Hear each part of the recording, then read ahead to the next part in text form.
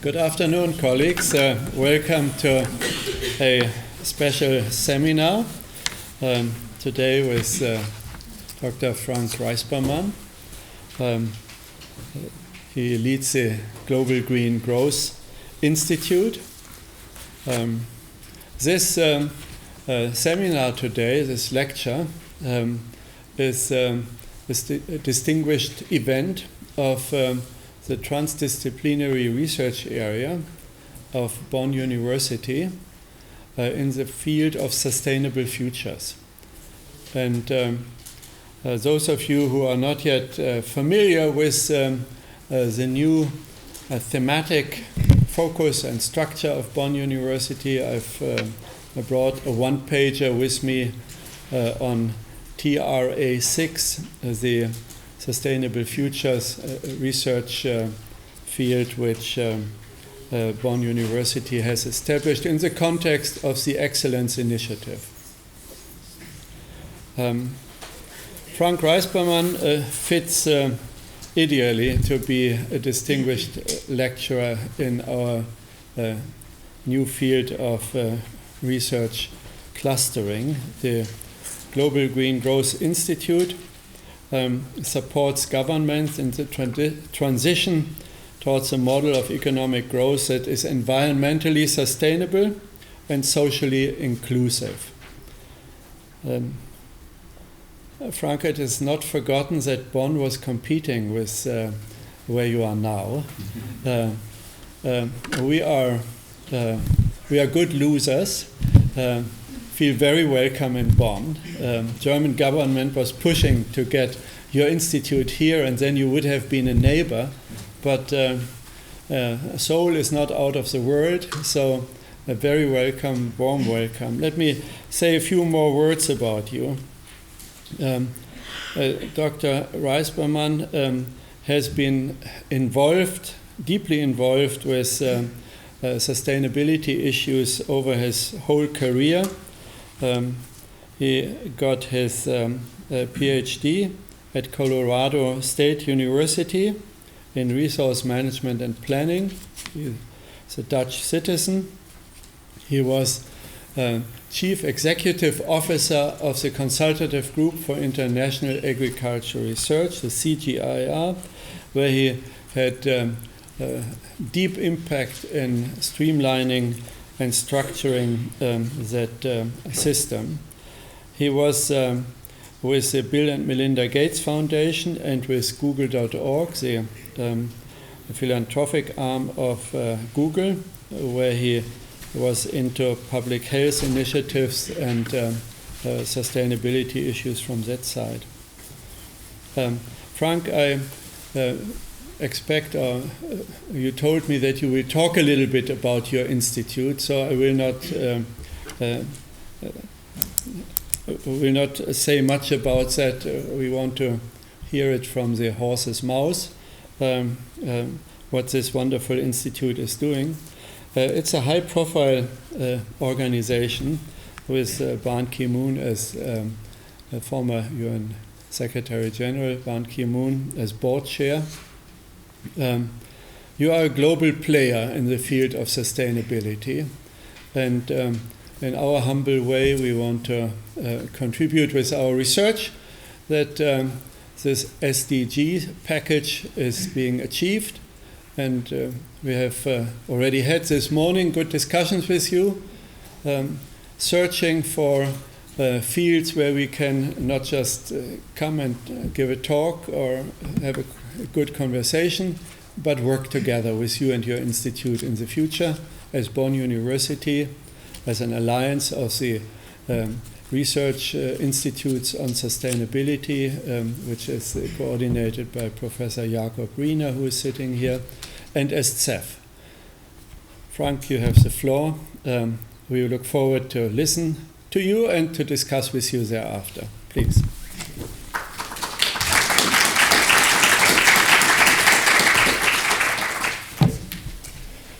Thank you, Joachim, for that generous introduction, and thank you for inviting me to come here to Bonn to spend the day with you. I just came from the Paris Peace Forum the last few days, where President Macron held a very impassioned plea for renewed multilateralism to deal with all the challenges that we will see here today. And indeed, I'm happy to give you a bit of a tour de table. It's a relatively broad lecture, if you like, having been invited to speak about a rather broad subject, but I won't speak the whole time, so for any of those subjects, if you want to dig a little deeper, I'm happy to discuss afterwards. Let's see whether my clicker works. It does. So what I'd like to discuss with you is that I think we're in the midst of what I would call an unprecedented sustainability crisis. I've worked in this field for pretty much my whole career, but I do feel things, unfortunately, are getting seriously worse rather than better.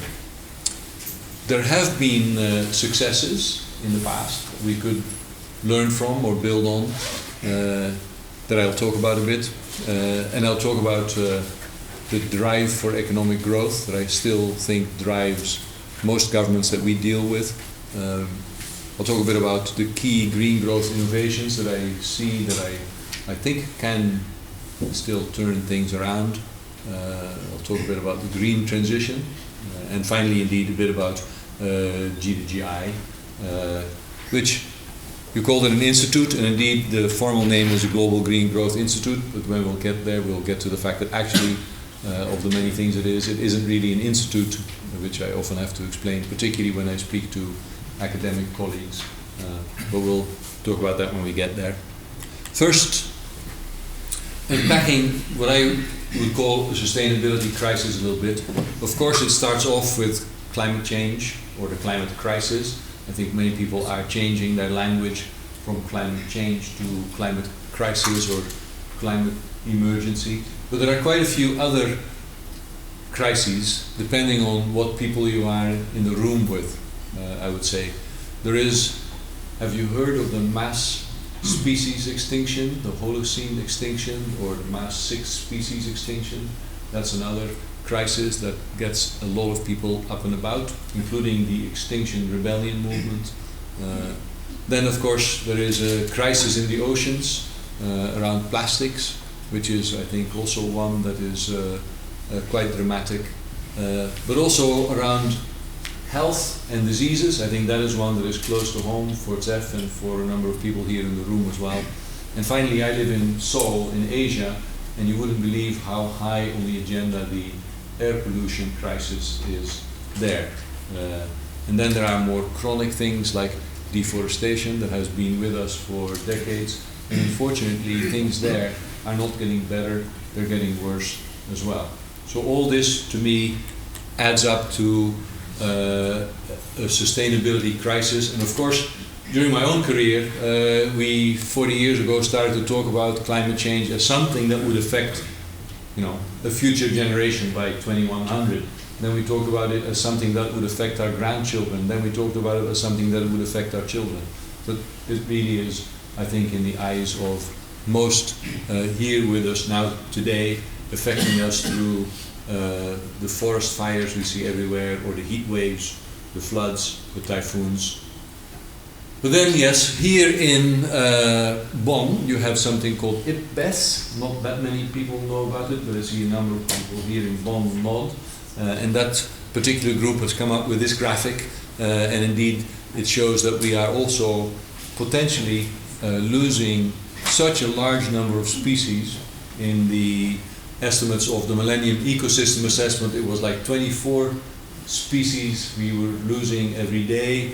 A more recent assessment of the conventional biodiversity says we might be losing 150 species today per day, and that together might add up to an event as bad as when we lost the dinosaurs in the world. That would be another crisis of proportions that is even hard to think about.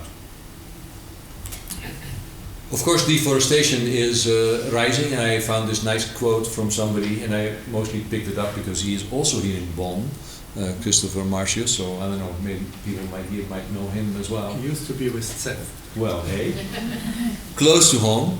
But I thought this particular picture was amazing when I first saw it. I don't know, we might actually turn off that light so you can see some of these a bit better. But if you had this picture of South America on the 27th of August, pictured where there were forest fires burning at the time, I thought that was an image that for me said more than 1,000 words. We are still having massive fires, of course, right now in New South Wales. We were battling fires throughout California, as bad, that led to, if you like, PG&E, the Californian electricity utility, going bankrupt because they were deemed to be responsible for those fires last year.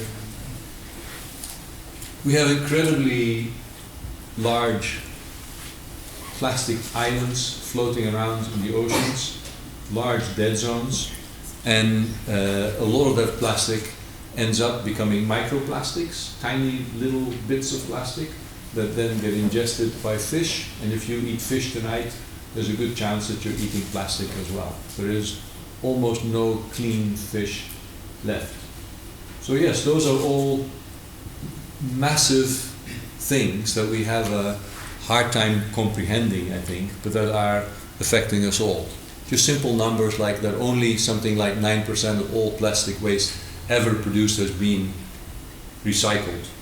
Very large amounts have ended up in landfills, and that very large amounts are flushing down just a number of rivers like the Yangtze, the Mekong, the ones that haven't been cleaned up, as other ones of course have been, including the Rhine. Now, I think diets are another critical issue. For the longest time, our food system has focused on calorie counting, on providing enough caloric value to people so they're not hungry.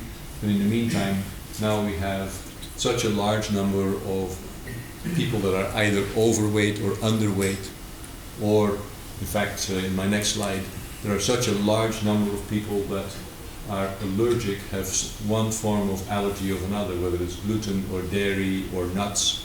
Some 15 million Americans have food allergies, and the most scary thing, I think, is that it's some 4% of adults and 8% of children, meaning it's likely a quite rapidly growing crisis as well.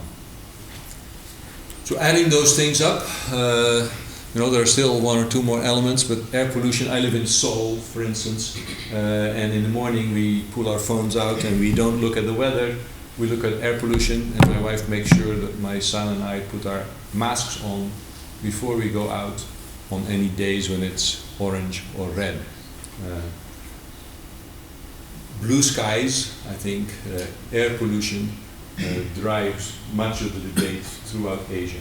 That's in Beijing, one of the most well-known cases, but in Delhi, for instance, just 2 weeks ago, the air pollution was off the charts. It's throughout Asia. Yes, air pollution is an incredibly large killer. Some 7 million people worldwide, and 4 million of those 7 in Asia and the Pacific, to show you where that is. Now, directly linked to, if you like, successful economic growth throughout Asia over the last decade or so, that those Asian tigers are now all experiencing very serious air pollution. Not just Beijing and Delhi, the most obvious cities, but you go to Hanoi, you go to Jakarta, pretty much all the other cities are experiencing the same thing. Of course, that has lots of impact, not just people dying, but lots of other health impacts. I think for this audience we probably don't have to talk about that for too long. But what is interesting, when we, in a city like Seoul, we primarily talk about coal-fired power plants and transportation, diesel buses that cause air pollution. But in India, in Delhi, the number one source of air pollution is indoor biomass burning. I don't know if you know where that would come from. It comes from that kind of situation. Still, a very large number of people in the world are preparing food on open fires burning either wood or charcoal. In countries like Cambodia, for instance, on the one hand they have a rapidly growing garment industry where they make t-shirts where the boilers are fired by wood, but also more than 80% of the population cooks their food on open fires. So indoor air pollution, in all the cities that have large industry, from Seoul to Beijing, it is indeed coal-fired power plants and buses. But then you go to Ethiopia, and they still have air pollution issues, but it's indoor air pollution through their cooking. Of course, air pollution and climate change are very much linked. In places like Seoul, we have, after a period of purple air last winter, where air pollution was made a social disaster and a national emergency, we have a new authority that deals with air pollution and climate change. And indeed, I think that's a good understanding that those two issues are very much linked. In Asia, I think most of the climate action is really driven by concern over blue skies or air pollution. Right, well, back to climate change then. Indeed, of course, here in Europe, I think the last heat wave of last summer directly led to things like the climate emergency law in the UK or in France, where they have committed now to zero carbon by 2050. But I don't know how many of you were also aware of Cyclone Ida that hit Mozambique. Not as much talked about, but causing massive destruction and an estimated over 2 billion of damages in a country which has a BNP of 12 billion. So that's 18% of BNP. If something like that hit Europe, it's hard to comprehend, I think, how big this is already. Climate change related typhoons throughout the Pacific, in the Caribbean, and in places like Mozambique, already causing massive destruction. So yes, I think it is not strange. You probably know that our current UN Secretary General has gone on record a number of different occasions calling climate change the defining issue of our time. So all these things together, I think climate change for most of the countries and most of the international debate that I'm part of, climate change drives the agenda, but it is part of a larger, wider sustainability crisis that I try to share with you a little bit through these issues. Now, I often am in the room with people who have no hope at all, like, all this development aid for that matter doesn't really work, all this environmental action, it's not going to work at all. So at least I wanted to share with you some successes, and particularly when we talk about this air pollution, good to remind people that we did have that kind of air pollution, of course, in Europe. In 1952, there was a pretty big disaster in the UK. In 1956, they adopted the Clean Air Act, and of course that has led to pretty decent air now in the UK, even though they're again worried about air quality in London, taking new action to keep cars out of the city centre and so on. There was also a Clean Air Act in the US some 50 years ago, and that indeed is one of the nicest examples that you can decouple economic growth from pollution. Since that act was adopted, the economy tripled and air pollution has come way down in absolute terms, some 76%. And there's been good analysis of all kinds of positive impact that that act had, including that if you're taking into account a number of externalities, health costs and so on, every dollar invested to clean up air actually produced $9 in benefits. So this is, if you like, past experience that I think translates very much to the discussion we have in Asia, or for that matter, linked to climate change as well. Yes, more recently, even in places like Mexico, there have been decent successes, and I don't think I have a slide for that, but my son lived in Beijing last year, so we were regularly comparing air quality in the morning, and I can tell you the air quality in Beijing last year was regularly better than in Seoul. In China, they have managed by pretty stringent action over the last 2-3 years to clean up skies so there are more blue sky days. It used to be only when there was Olympics or when foreign leaders came to town. There were a few brief moments of blue skies, but now they are a little bit more frequent. So there are possibilities to take action. I also live in a country that was, after the Korean War, very heavily denuded. There were very few trees left, and it's one of the few examples where the country made a very serious effort at reforestation, starting in 1973 through having community tree planting days, school children out to plant trees every weekend and so on. And they have managed to get a very high tree cover now again in Korea, 64%.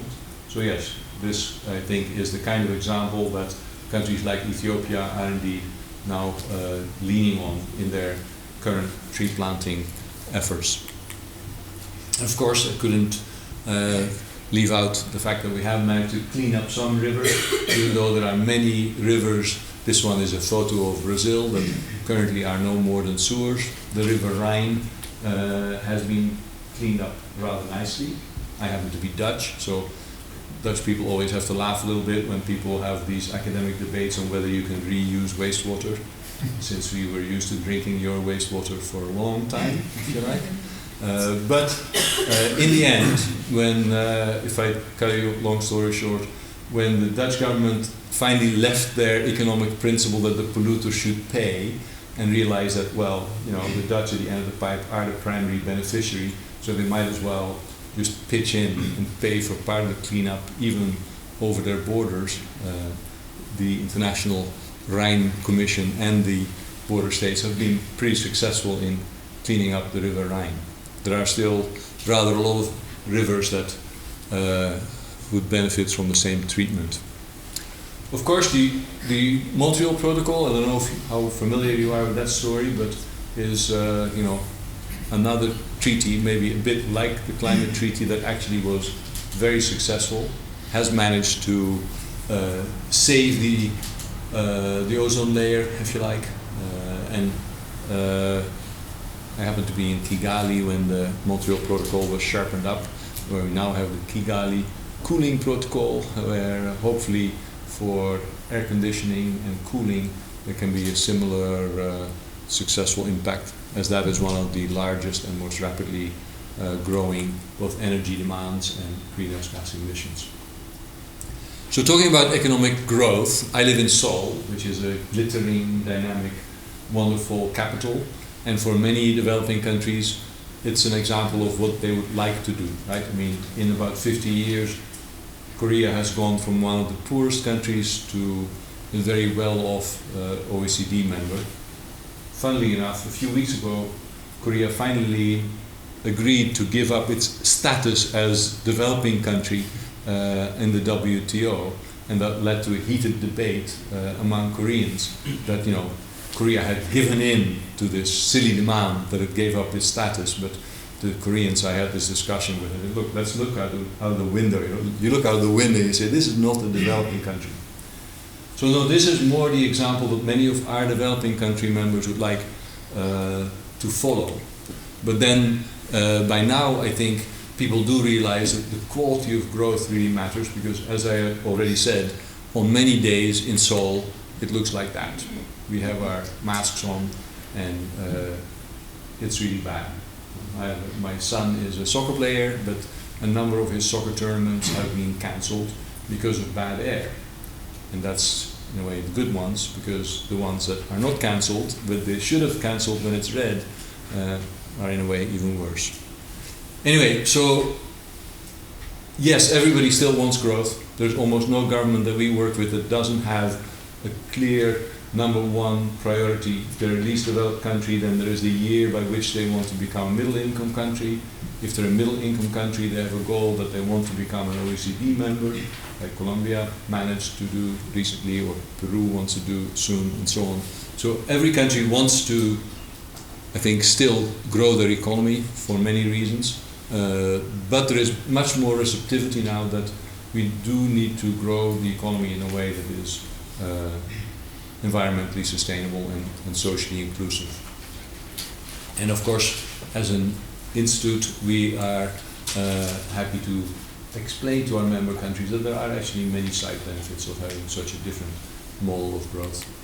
Not just the avoiding the immediate impacts of air pollution, but also having green jobs and so on. So yes, we often talk about these different definitions. Personally, I've been in too many workshops to try and define sustainable development, so I don't have that much time left for big academic debates, but it is relevant, of course. I am also part of the advisory council of the Bioeconomy Summit that Professor Von Braun is co-chairing. So there we talk about the bioeconomy. The circular economy, of course, is a very popular concept, particularly in Europe right now. Definitely has value too. The green economy is what the UN generally likes to call it. We call it green growth. President Duque of Colombia likes to call it orange growth. But all these different things have in common that I think there is a growing interest in making the economy more environmentally sustainable. Let's say it like that simply. And as I already said, there are many other benefits. We probably take as the most important proxy for green growth the green jobs that can be created. OECD did a study also. This was, I think, when Germany was the G20 chair. So Germany asked the G20 to demonstrate, asked the OECD to demonstrate through a study that there would be an economic benefit from going green. And while that benefit isn't that large in the short term, in the longer term, OECD's models showed that you could have a net growth effect that is positive from having a green growth model, even though a large part of that is externalities from climate change. We've done a similar effort for Indonesia more recently to show that a low carbon development trajectory would be advantageous for the country, and there our numbers I think were even more convincing, but pointing in the same direction. So can we talk a bit about specific, if you like, solutions, specific innovations that are changing this debate and providing opportunities for countries? Of course, probably the most obvious one is renewable energy.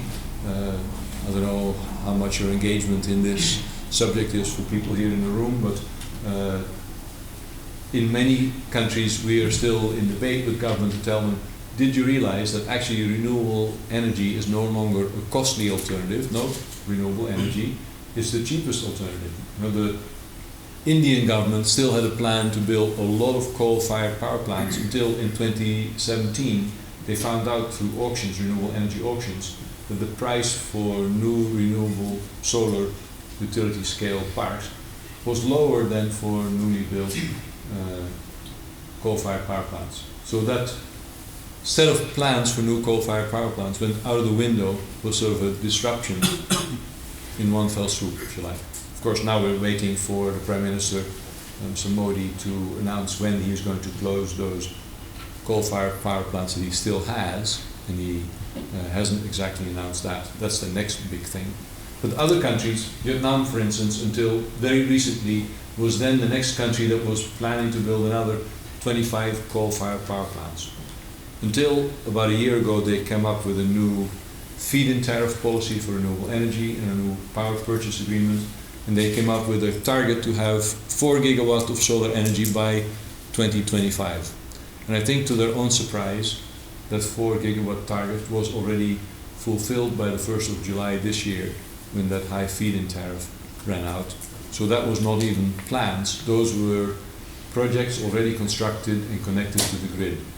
So Vietnam has pretty suddenly also basically abandoned. They haven't formally announced that, but I cannot see that Vietnam will build those 25 coal-fired power plants. Indonesia is next. They haven't discovered that. When we speak with ministers in Indonesia, they still say, well, we have a lot of clouds, we probably don't have as much sun, and so on. So those are the debates that everybody is going through. But the bottom line is, renewable energy has become a commercially attractive proposition, and a lot of countries are catching up, and therefore this is driving many, many changes in different ways in the economy that are going very rapidly. And there are new reports almost every day. This one came out from Marina recently, basically showing that the cost of electricity from renewables is now cheaper or in the same range as that of fossil fuels. Of course, electricity is only about 20% of the total final energy use. Meaning, if we were to make all our electricity from renewables, we'd still only deal with 20% of the energy sector. So the critical next challenge is how to, if you want to simplify it, electrify everything. And that is certainly everything to do with transportation, except maybe airplanes, but certainly cars and everything else. Here I have one more slide that I think I'll skip about some good news just this year of driving energy prices down. But yes, electric vehicles are also coming into the market pretty quickly. Of course, you may know that Norway, which had pretty high subsidies, is the leading country there. There are now more than 50% of all new cars sold are electric, but a large number of them are Teslas. That's not exactly the car that's going to be used throughout the world. More importantly, we think, are buses. Here I have a slide on hydrogen that we can talk about if you want to later about storage. But I think the key thing is that batteries are coming down so quickly. The price of batteries more or less in line with that of renewable energy, that electric buses are rapidly becoming attractive. Now, if you can see the detail here, the critical thing is that the purchase price for a diesel bus is still very much lower than the purchase price for an electrical bus, but the life cycle cost, particularly for some types of buses, is already lower. It's also a bit more complicated because you need to have a charging infrastructure. There are some other questions. But you'd be surprised to know how many countries down to Laos or Nepal are all extremely interested right now in whether they can get into electric buses. Or if you take the more humble motorcycle, if you go to countries like Laos or Cambodia, the largest number of vehicles and the largest source of air pollution is actually motorcycles. And if you take a simple motorcycle with a lead acid battery, that is actually already cheaper to buy in the Lao market than a conventional one. And even one with a lithium ion battery, certainly if you start to take into account the running cost, is clearly cheaper. Meaning we can see very rapid disruption in some of those areas as well. All right, well, unfortunately, there are incredibly strong social and environmental arguments for introducing better cook stoves. But we've been pushing this particular problem for decades with, unfortunately, very little success. So I think whoever finds a good way to rapidly have the same disruption in cook stove should get a Nobel Prize. Buildings is potentially the largest area where we ought to make a lot of progress, and we're not seeing it as fast enough. In every report you see on energy, you can see that actually increased energy efficiency would be the largest source of progress, if you like. When we do energy audits with industry in countries like Thailand, you can demonstrate that energy efficiency investments are, in fact, commercially attractive, but they're not happening fast enough. It is possible. I think Das Passive House is a German invention. You can have new buildings that are basically not costing any energy. But introduction of these innovations aren't going fast enough. Now, so far we've talked mostly about energy and transportation and buildings. Those are huge parts of the whole climate and sustainability debate. But I think most of us in these discussions agree that there are very powerful nature-based solutions, and their advantage is that they can contribute to both mitigation and adaptation, and even to increased biodiversity. So then we talk about avoided deforestation, or reforestation, or rehabilitating peatlands in Indonesia, the ones that cause those nasty fires there, or rehabilitating mangroves in other areas. And finally, I don't know whether all of CEF is as much into agriculture as Joachim is, but climate smart agriculture I don't have to explain in this audience, I think, but climate smart agriculture, of course, in places like Africa is probably the most important green growth innovation we can think of. I won't tell you much about it, we need to move on. Much less well known, I think, is that in health, I see personally a lot of opportunities to do, can I say, tongue-in-cheek, the same as what you're doing here in Bonn University. Less specialization and less little pillars, and more looking at transdisciplinary or whole system approaches. There is a more recent branch of medicine that doesn't look at every little part of your body, as most specialists do, but at the body as a systems biology approach, if you like, and the focus is more on the microbiome. Actually, I think a rapidly growing area of interest, finding out that there is an incredibly important link between your gut and your brain, for instance. I could do a special lecture on that, but that is not today. But I think there are innovations that are very important, somewhat linked as well between agriculture and health. Last year we had the publication of the Eat Lancet Commission on Food, Planet and Health. Very interesting linkages between nutrition, food and environment, which present a very different perspective than, let's say, the agriculture agenda that we are used to. And by the way, I love this dietary prescription from some. What we ought to do is eat real food and not too much, and mostly from plants. If you follow that, you might be a lot healthier. All right, the green transition. So what would it take? What does the world need to do to move in the right direction, as we currently aren't yet? Well, I think in the first place, public awareness, and there I am personally quite optimistic. I mean, things like the global school climate strike or Extinction Rebellion, I think for, 40 years of working on climate, for the most part that was a discussion among academics in rooms like this, and now the fact that you can mobilize lots of people to demand action in this space, I think is, I personally think, a very positive sign.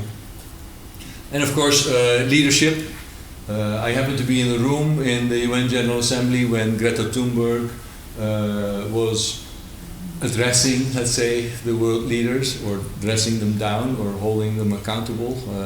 I think it's great to see that there are a lot of young people. I think probably not by coincidence that they all happen to be women who are leaders in this space. I mean, I don't know if you've noted Chloe Swartbuck in the New Zealand Parliament putting away old people like me with "Okay, Boomer." That was a new one for me, if you like, but my kids explained to me what that meant pretty quickly.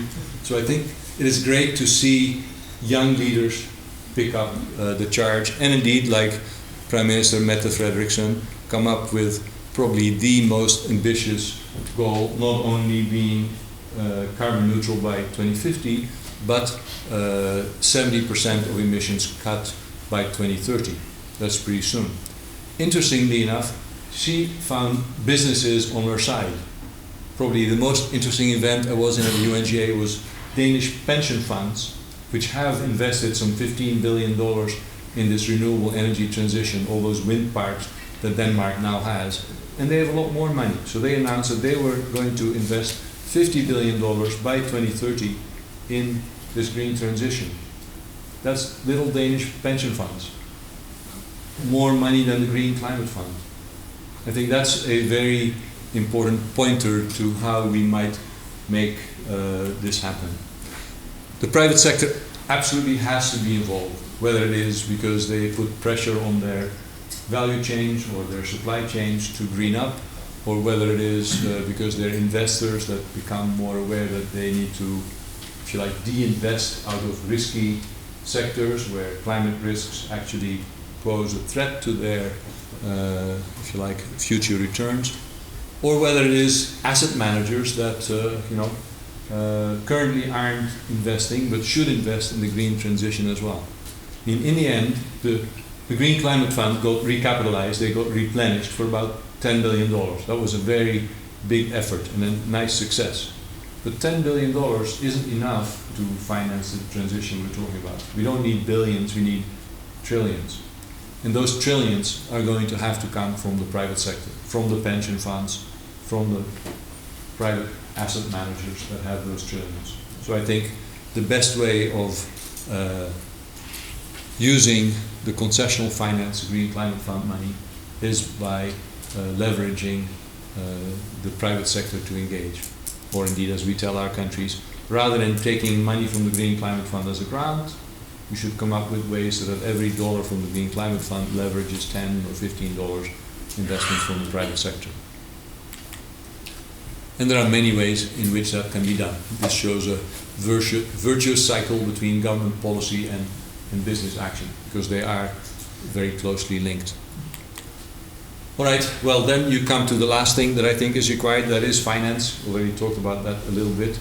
We did an assessment in GGGI of what it would take for the conditional targets of our member countries, 27 member countries at the time, of their NDCs and the things they promised conditionally, if you like, how much money would be involved to make that happen. You can see here that the numbers are just way beyond the kind of concessional finance or development aid that we can think of. So there's no way that this can be achieved through BMZ or the Green Climate Fund or similar sources. It's also interesting to see that currently almost all the climate funding is going into mitigation. So we ought to have, the Green Climate Fund has a goal to put 50% into mitigation and 50% into adaptation. The numbers for just about now, the red bits that you can barely see are adaptation, the green bits are mitigation. So we need a very big, if you like, increase, particularly in adaptation funding. That's the message of that particular thing. All right, let me talk a little bit about GGGI before I stop. So we are an intergovernmental organization, if you like, rather than an institute, set up to support our member countries to accelerate the green transition. It was done in 2012 when the Rio +20 summit had a focus on the green economy or green growth. At that time we had 16 countries that signed our establishment agreement, and now we have 36 member countries, or rather the 36th is the OECS, the Organization of Eastern Caribbean States, a group of small countries. And in addition, because it does take ratification of our treaty to become a member, so that will take a few years, we have another about 20 countries in our pipeline that have said they are going to be a member but haven't quite ratified the treaty yet. So we deal with between 50 and 60 countries, primarily working on renewable energy, green cities. And green cities for us is things from master plans for green or sustainable secondary cities to electric mobility, waste management, energy efficiency, and sanitation. On everything to do with policy on the one hand, and finance, or mobilizing green and climate finance to implement those policies on the other hand. So yes, in terms of the SDGs, we've simplified the system of the 17 SDGs and all the indicators underneath that to 6 what we call strategic outcomes.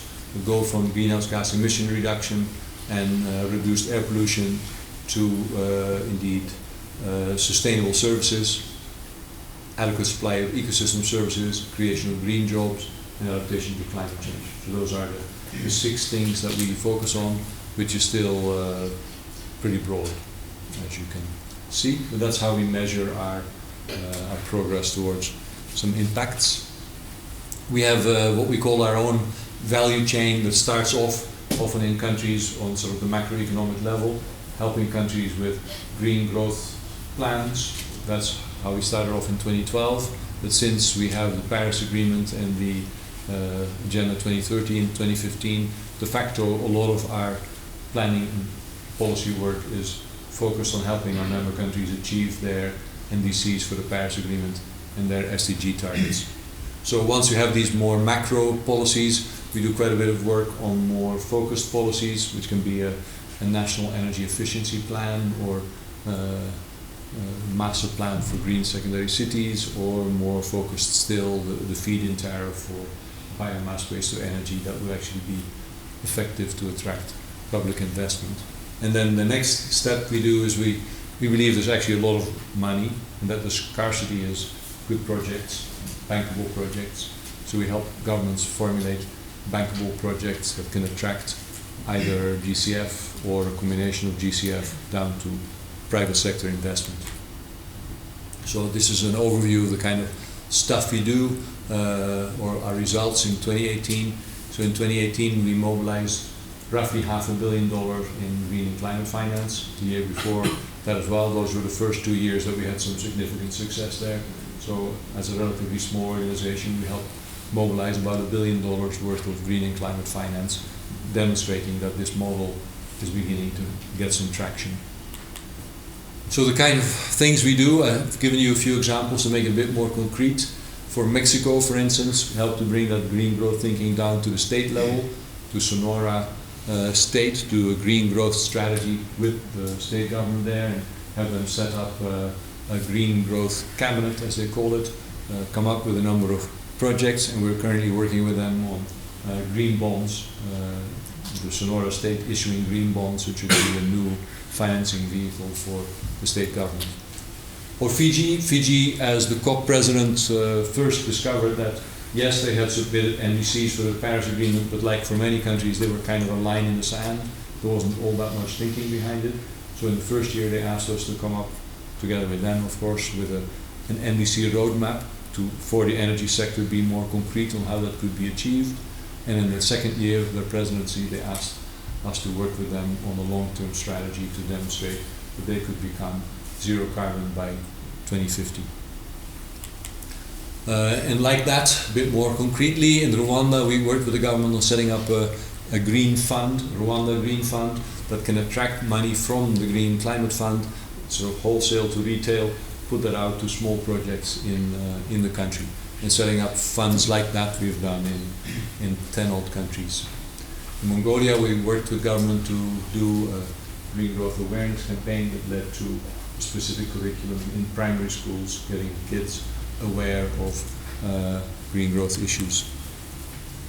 I've put this one in on land use, since I know that that is one of the subject areas of ZEF as well. So indeed, Norway has put a lot of money up for different countries on results-based payments for implementing avoided deforestation or reforestation.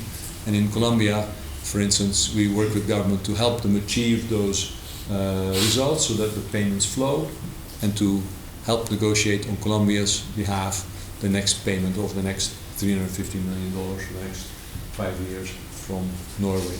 So often we sit inside government to help government, if you like, implement those green growth policies.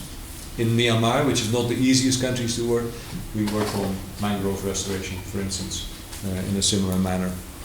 I'll click through these a little bit more quickly, but happy to talk more about green employment, which we've worked on in a number of countries, from defining green jobs, which many countries that have an interest don't have very clear definitions, or assessing the potential in different sectors.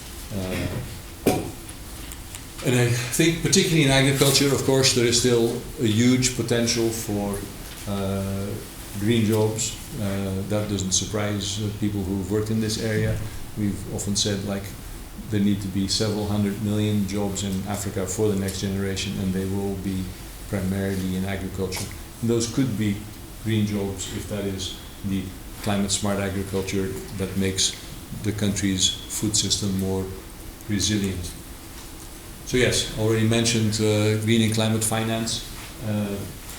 So we help our member countries get access to green finance, and a critical part of that is that many countries would like to have direct access rather than through the World Bank or through the UN. So in our case, we help our member countries become accredited or develop projects so they get money from the Green Climate Fund, and ideally ones that are a bit more sophisticated, that are not just grants, but that bring in other investments as well. This could be another separate conversation. couple examples then of these sort of more bankable projects. So Amman had a long-standing discussion on having an improvement for their public transport through a bus rapid transit system, and the AFD, the French Development Agency, agreed to fund that. A lot of that is infrastructure, like you see in the picture, creating a path for buses that are separate. But they were then going to buy diesel buses to put on those roads, and we asked the mayor of Amman, why don't you consider electric buses? And they said, oh, that's too complicated, too expensive. So we offered to do the technical feasibility studies to show how it could be done in a way that was commercially attractive, and we're very close to such a decision now. Actually, then is becoming two projects, one for electric buses and one for the charging infrastructure that has to go with that.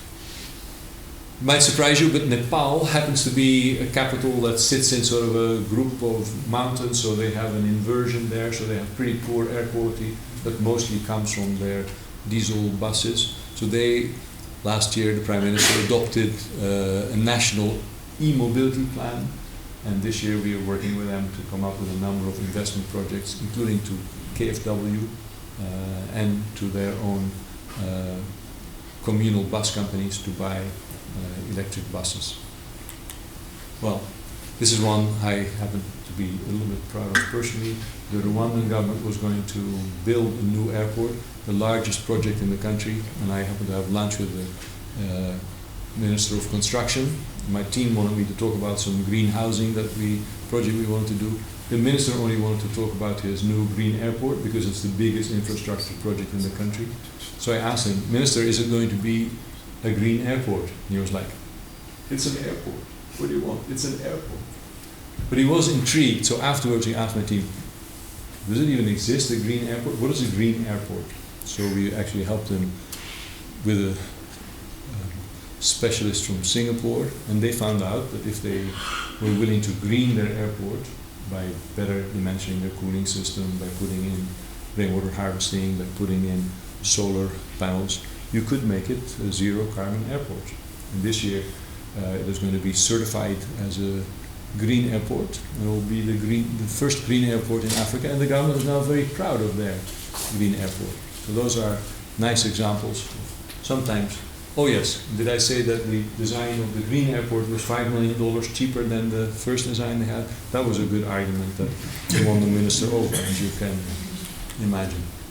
But in Rwanda we also worked, which was much harder, on green building minimum compliance system, which the cabinet approved this year. So now every commercial building with more than 50 seats inside has to meet a number of these green building minimum compliance standards. And we worked with them on a much more fancy smart payment system for their public transport system. So sometimes those digital inventions play a good role even in small countries like Rwanda. I think I've probably shown you enough, but there are many more examples I can give you on introducing different types of renewable energy, or talking about even PNG, where we are in a project to find investors to change those cell phone towers from being diesel powered to being solar powered. I would almost say, etc., etc. If you have an interest, we can pick them up, but there are many of those kind of opportunities. There are also many opportunities we find in waste management to go away from landfills to better recycling or waste to energy. I will not tell you that much more about it. E-waste recycling, a big deal since China stopped taking all that waste, the world's waste, if you like. Or more interesting funds that we have a whole range of examples of. This one in the end being proposed as a combination of GCF funding again with the African Development Bank, with the Sovereign Wealth Fund of Senegal, to provide debt financing to the private sector to start investing in the off-grid renewable energy sector. All right, I think I have too many slides, so I'll skip them. In the end, this is a little intro into my final slides. So here's a photo of the Korean President Moon and the Prime Minister of Denmark, where the Korean President agreed to host the next P4G, or Partnering for Green Growth in the Global Goals Summit, Head of State Summit, end of June in Korea next year, also the 10th anniversary of GGGI, so we're happy to be involved as a co-organizer. And we're thinking of it as a key stepping stone to COP26 in Glasgow, because I think that is by now the largest game in town.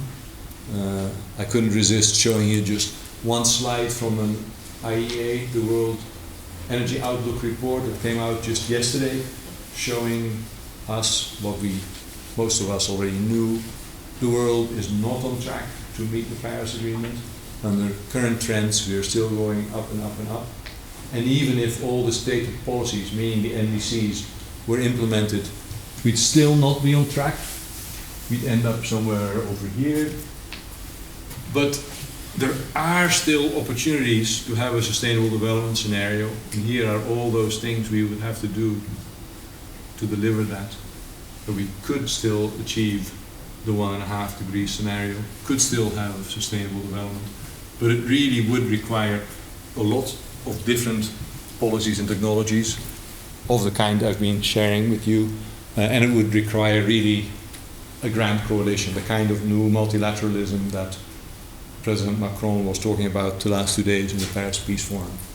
Because yes, I think the Paris Agreement deliberately gave countries a chance to define their own NDCs, but it deliberately put in so-called ambition mechanism, where in 2020 we need everybody to resubmit their NDCs. And some countries are finding that their first line in the sand maybe was a bit too ambitious, so there's some worry about backsliding. But as I showed in my previous slide, if we want to achieve the Paris Agreement, we need higher ambition everywhere. My final slide is just here, or my last bit is, Germany was pretty active in setting up the NDC partnership. By now there are a number of other countries involved. They have launched the so-called Climate Action Enhancement Package, where a number of countries, the Nordics, Netherlands, Germany, UK, basically put a lot of money on the table and say, look, any country that like to put better NDCs on the table but would like to have assistance or would like to be supported in that area, we will help you. This is, I think, our #1 priority for the next year and a bit, maybe next couple of years, to try and make progress on the overall sustainability agenda. So summing up, I think we do have a very serious sustainability crisis. There are some good success stories to build on. It's not all negative. I think growth is still #1, but there is a growing interest in making that growth green. There are options available, frankly. I'm a scientist, right? So I was a researcher, so researchers always say we need more research, but frankly, there are enough solutions on the table. We don't need more research to have an excuse not to implement much more aggressively today. Really what it will take is public awareness and leadership across quite a few stakeholders and finance to move from the billions to the trillions. And I think the Paris Agreement, watch that space, by Glasgow next year. I don't know how if you ever want to be a tourist to Glasgow, but that's where the action will happen next year. That is, I think, where we'll have a pretty good indication whether we will make a big step forward or not in the sustainability agenda. Thank you.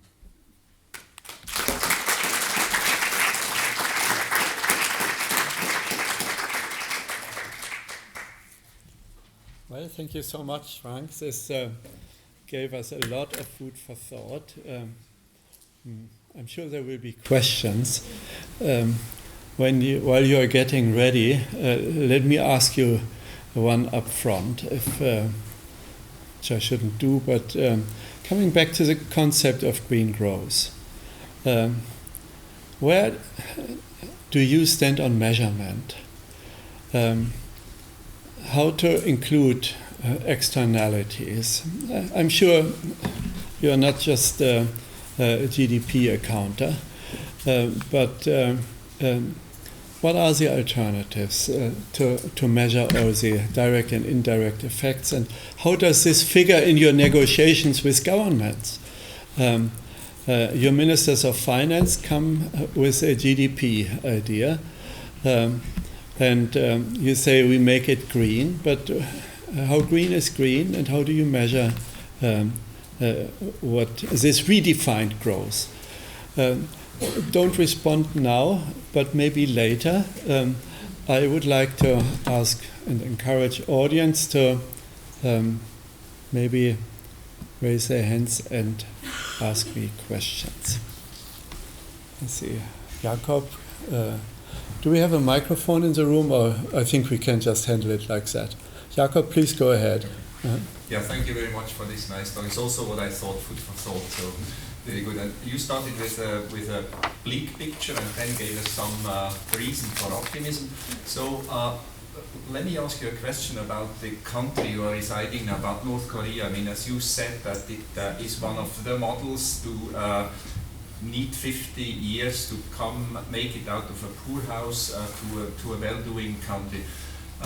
Would you have a kind of a foresight whether it might also be an example of getting from this, from the extremely unsustainable way we are doing our business to a, let me call it provocatively, climate neutral country in 50 years from now? Looking at the technology options we have, but also at the danger that they are always eaten up by more growth and so on. What would be your foresight? Maybe take his and mine, and then we go to colleague. Yeah. Well, I don't live in North Korea, I live in the other part, right? Yeah, say North Korea. So South Korea is one of the countries for whom this transition will be the most difficult. They have the largest amount of stranded assets, right? So they have invested a huge amount in both coal-fired power plants and quite a few nuclear power plants. So the discussion is actually pretty complicated because the new president, both he wants to denuclearize the peninsula and take the nuclear power plants out for political considerations, and after Fukushima there is a big backlash against nuclear power, just as it was here in Germany. So there is an interest in closing down those nuclear power plants. But then for air pollution reasons, there's a lot of pressure to close the coal-fired power plants. But between the two of them, that's 80% of their energy mix. Mm-hmm. So you can see here in Germany, you've made progress on nuclear and therefore you have a lot of coal. In England, they have also made a lot of progress, but they took out the coal, they still have the nuclear. South Korea is a bit between a rock and a hard place. They're trying to do both things. They won't be able to. That's one big challenge. The other is, yes, they have been way too modest so far on introducing renewable energy. The president, so Korea was notorious for being the OECD country with the lowest penetration of renewable energy and the worst air quality. So they want to do something about that.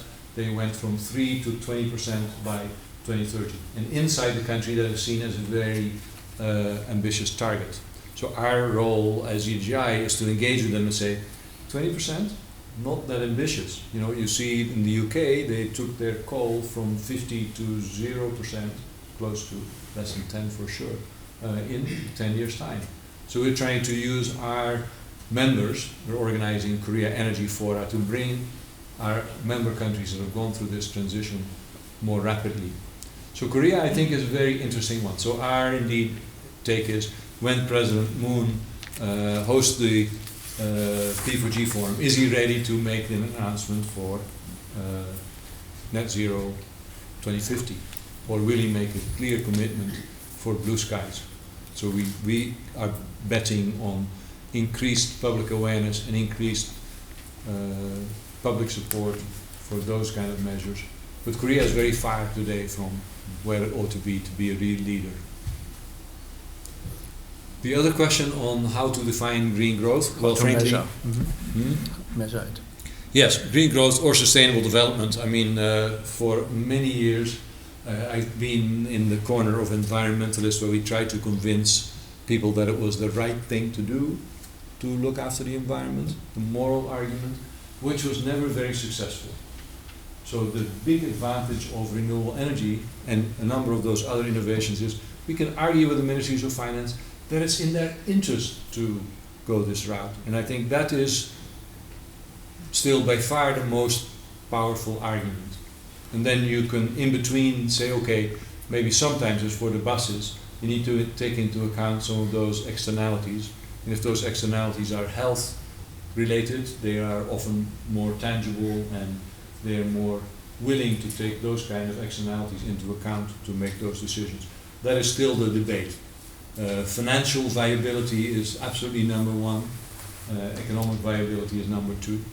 We do make an effort to measure at the insistence of our members. So we've come up with the Green Growth Index, which is a more composite, like the Human Development Index, that takes the different areas of policy and tries to not so much have the definitive measurements of green growth, but have a discussion with our members on what green growth is and how they can improve in these different policy areas. Mm-hmm. Good, good. Rijsberman. Yeah, thank you Take very much for your another talk. You mentioned a number of actors of green growth transitions. We are here at a university, and we would of course like to hear how you would define the role of universities in bringing that process about. The background to this question is that this university is just trying to build up a transdisciplinary research center or research area on sustainable futures. And of course we are a bit frustrated to hear from you that we do no longer need research. Everything is known that we need to know. What's needed is implementation. So do you see a role for what we are doing at a university, at this university and in TRA 6? Okay, let's take that one. Yes. Now, I don't think I told you that we no longer need research, but I've for the longest time been in the same corner as you as scientists, arguing for more money for research, and that is also used by politicians as an excuse not to have action, right?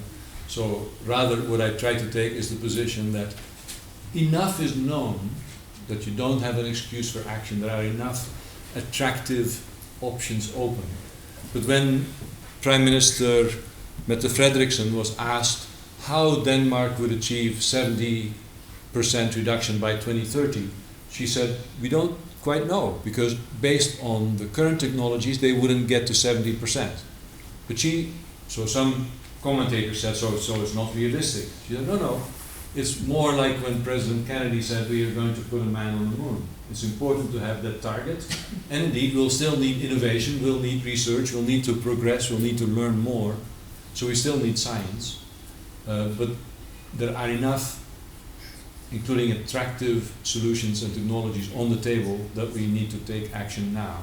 And as we get along, I'm convinced there will be more attractive actions, just as we, in the area of renewable energy. So yes, renewable energy now is cheaper than almost anything else, but we still need to drive the cost further down of batteries, of storage, and of others to indeed have the kind of penetration we're looking for.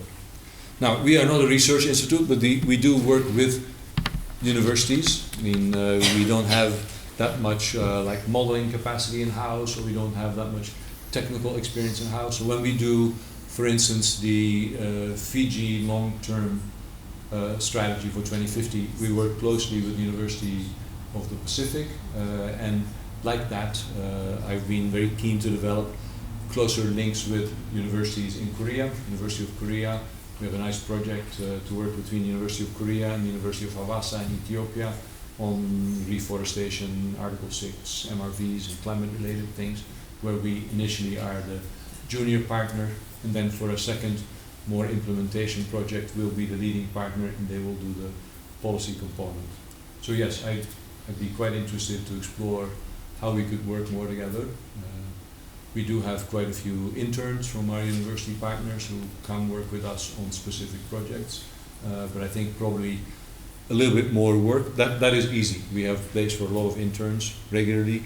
A little bit more work requires opportunities to identify spaces for doctoral students who could have a good link to our work, where we could host doctoral students, provide access to government, help with data collection in a way that is mutually beneficial. I see a lot of scope for that as well, but it would require a little bit of coordination to find both the terms and conditions that work for the university and for us, and the locations and subjects where that makes good sense.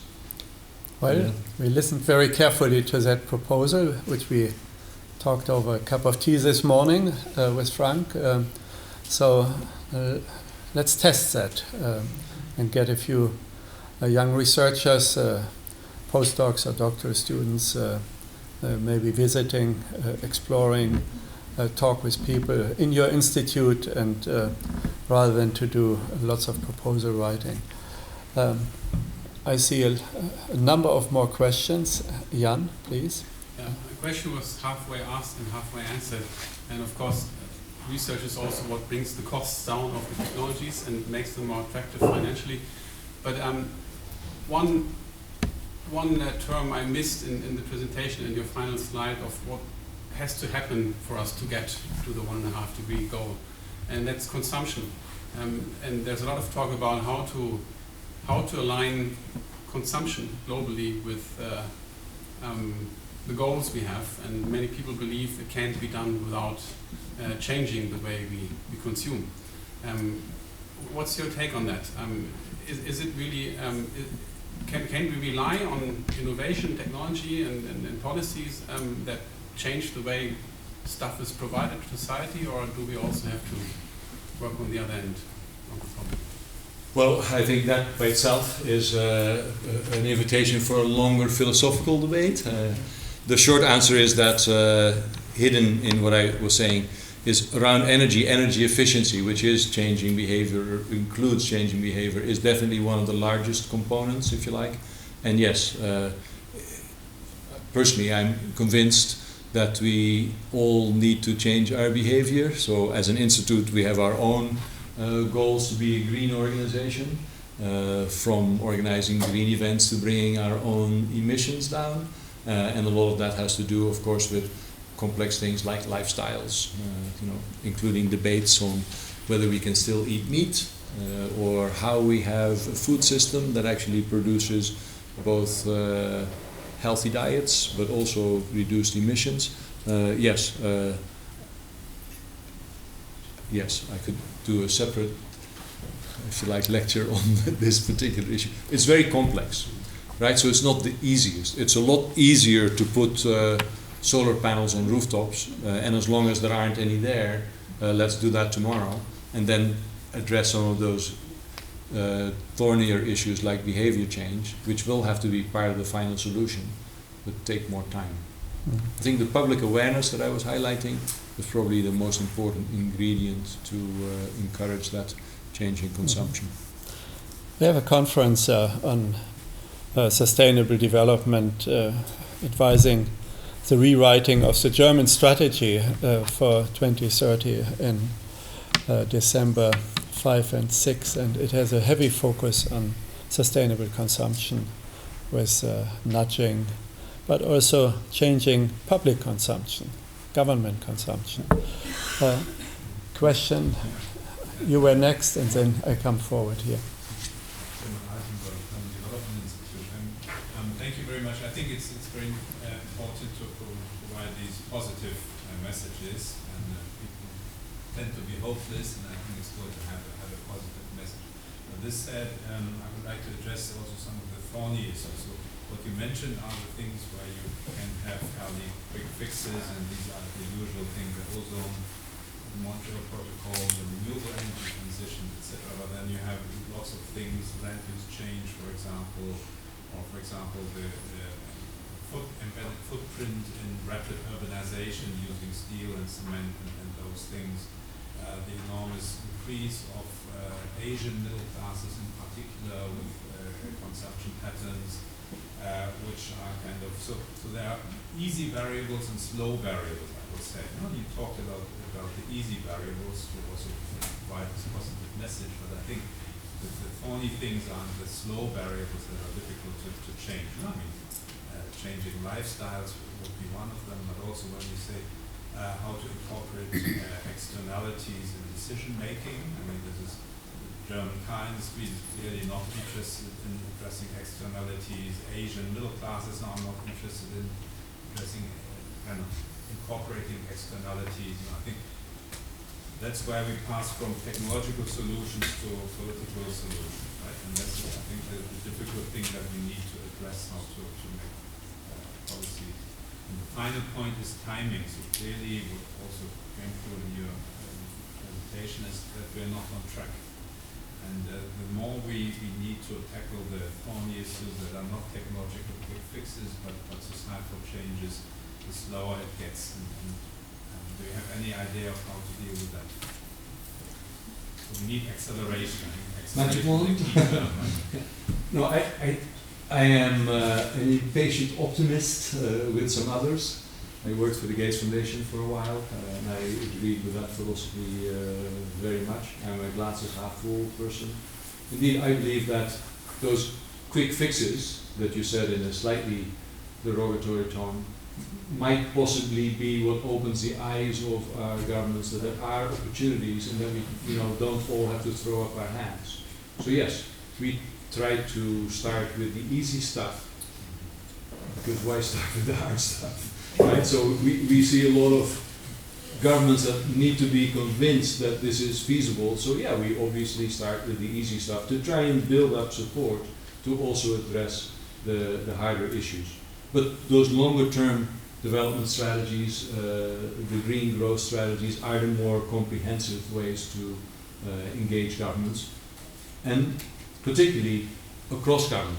I think probably the hardest work we do is not just being in the little Ministry of the Environment and speaking to the converted, but working with all the other ministries who are not necessarily converted. And yeah, then you need examples that this is actually doable.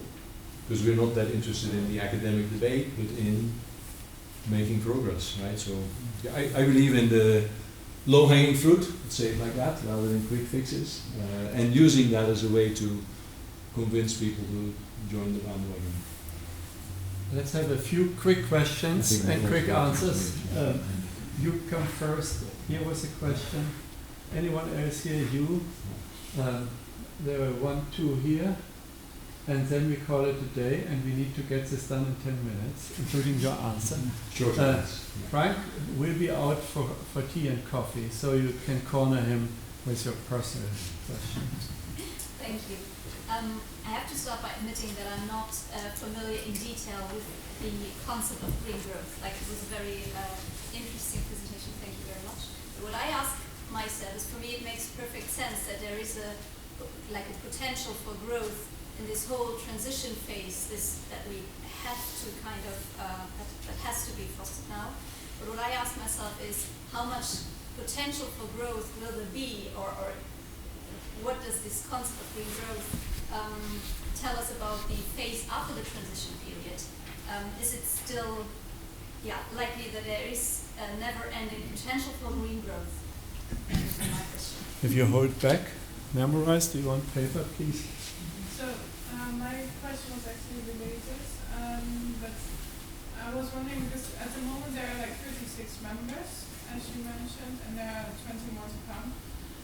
But I'm assuming that most stakeholders are coming to you to actually solve their issues, sort of.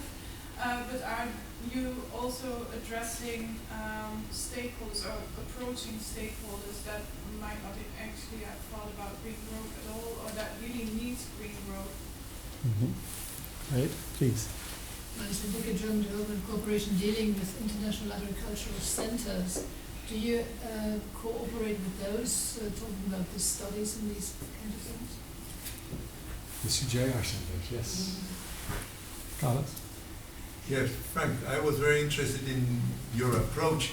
I would like to understand, for collaboration purposes, understanding where you're going to go. You started with a very broad, chasing low-hanging apples.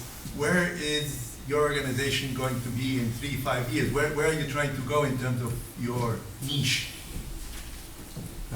Yes, in the 70s, the Club of Rome said, on a limited planet we cannot have unlimited growth. So what is your take on degrowth? That goes also in the direction of the previous question.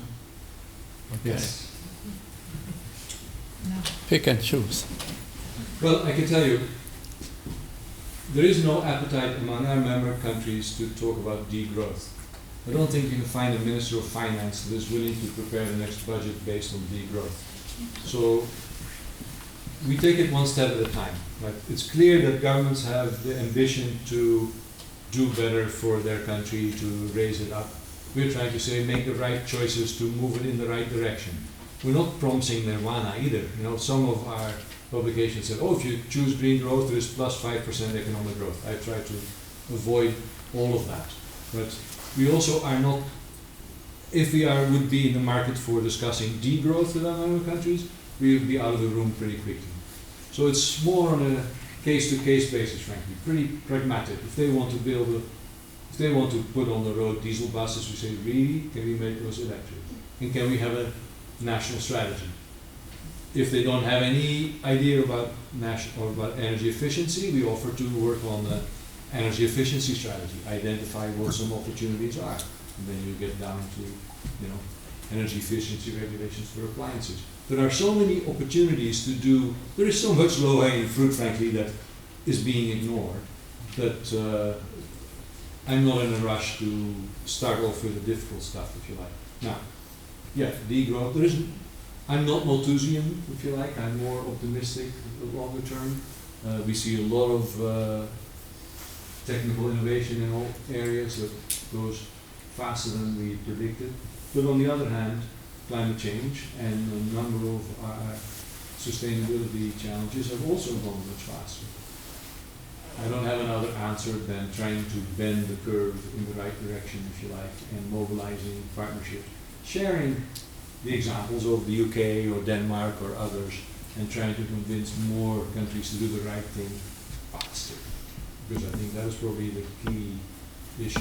There are huge challenges, there are good solutions. It's just not going fast enough. And there's money out there are solutions out there. I see it certainly as our role to speed things up, to try and avoid some disasters, if you like. So that gives me enough homework to be busy for a while, I think. And yes, we work with CGR centers where possible on climate smart agriculture, CCAPs. That's not the program, it's the centers underneath in Ethiopia, in Myanmar, on mangrove restoration, and a few others, particularly with C4 and ICRAF on deforestation, reforestation issues, and the CCAPs program. Was there enough? Do you kick down doors? Our own strategy. I can answer Carlos' question very quickly. Don't forget her. Do you kick doors which should open to you but are not? Countries that well, I guess that need you but don't call on you? Again, a little bit what you might predict from our previous answer. We're probably a coalition of the willing, right? And we are growing pretty fast. So our council says, how fast can you grow? They're more worried about us growing too fast than not dealing with countries where maybe we could do things as well. So yeah, we work with countries that have at least a basic interest and the political willingness for action, because frankly that is where we think we can make most impact. And then we also think that by demonstrating good progress, that increases political willingness with the neighbors, right? So sharing best practices. A lot of countries look at each other. So if Burkina Faso is going to do really well in green growth, the neighbors are going to take notice. When we help a number of countries get increased access to green finance, that's our number one selling argument. People say, hey, we too. So it increases the coalition of the willing.